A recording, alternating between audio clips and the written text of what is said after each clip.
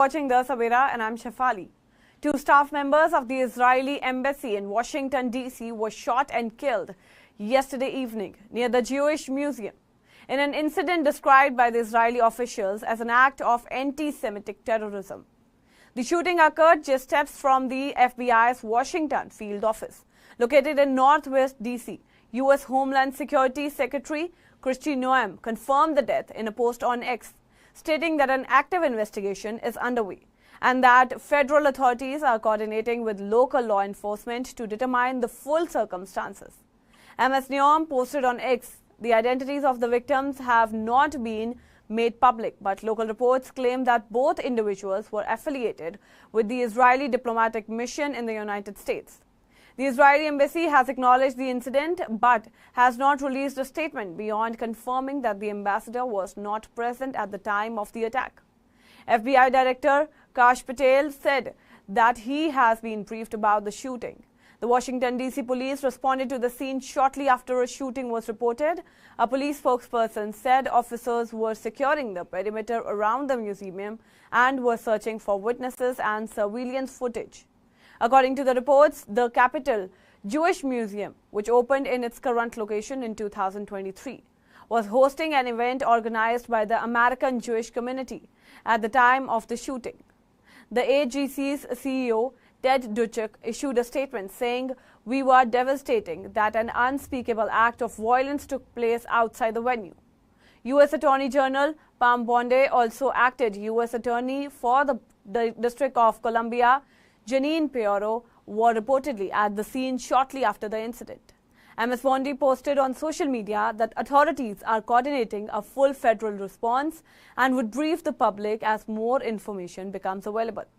Israel's ambassador to the United States, Danny Danon, commended the act on X, describing it as a depraved act of anti-Semitic terrorism. Same Donald Trump as well condemned the act and said that we are with the families. Here are few things. Here's a police inspection talking about what happened to the incident. Listen to him, what he has to say on this. Thank you, Madam Mayor. I'm Chief Pamela A. Smith, Chief of Police for the Metropolitan Police Department, and I'll start by expressing my sincere condolences to both of the victims and the families, and also the attendees tonight at the Capitol Jewish Museum. At approximately 9:08 p.m. tonight, we received multiple calls for a shooting in the area of 3rd Street and F Street Northwest. Officers located one adult male and one adult female unconscious and not breathing at the scene. DC Fire and EMS responded, and despite all life-saving efforts, both victims succumbed to their injuries. The preliminary investigation indicates that both victims were exiting an event at the Capitol Jewish Museum located in the 500 block of 3rd Street Northwest when the shooting occurred. We believe the shooting was committed by a single suspect who is now in custody. Prior to the shooting, the suspect was observed pacing back and forth outside of the museum. He approached a group of 4 people, produced a handgun, and opened fire, striking both of our decedents.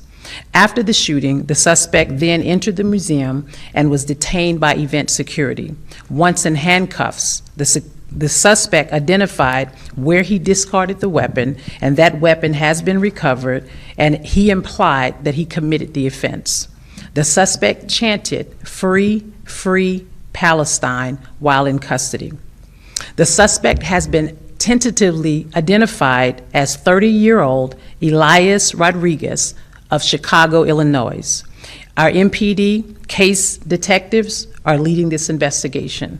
I will now turn it over to Washington Field Office Associate Director Steve Jensen. Now on this update, stay tuned to The Sabera, download the app and follow us on Facebook, Instagram, Twitter and YouTube.